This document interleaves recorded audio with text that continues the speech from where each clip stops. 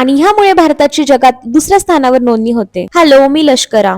जसं तुम्ही पाहिलं, आम्ही चेन्नईतील फेमस मरीना बीचवर पोहोचलो, जो की हा बंगालच्या उपसागराच्या काठावर आहे. इथलं सनराईज खूप फेमस आहे आणि वातावरण तर एक नंबर. चेन्नईमध्ये अजूनही बेसन नगर, ज्याला एलियट बीच असं म्हणतात, त्यानंतर कोवेलंग असे सुंदर सुंदर बीचेस आहेत, पण मरीनाची वाईबच वेगळी आहे. बीचवर फिरताना आम्ही मस्तपैकी chicken cheese ball, spring potato खाल्ले. तिथे काही लोक फिशिंग करत होते, तर त्यांच्याशी बोलल्यावर समजलं की काही मासे विकायला, तर उरलेली मासे रात्रीच्या जेवणासाठी फस्त होणार होती. सर्वात मेन म्हणजे समुद्राचं पाणी खूपच थंड होतं आणि सरप्राइझिंग म्हणजे हा समुद्र आणि इथली जी हवा ह्यामुळे अजिबातच टॅनिंग झालं नाही. आणि सर्वात महत्वाचं म्हणजे मरीना बीच हा भारताचा नाही तर जगातील सर्वात लांब शहरी समुद्र किनारा आहे, ज्याची लांबी ऑलमोस्ट 13 किलोमीटरहून अधिक आहे. रूमवर आलो, फ्रेश झालो आणि रूमवरच ऑर्डर केलं. इव्हिनिंग अशी काहीशी पार पडली, पण एक्साइटमेंट पुढच्या दिवसाची होती. काय ते तुम्हाला नेक्स्ट व्लॉग मध्ये कळेल. Okay, bye.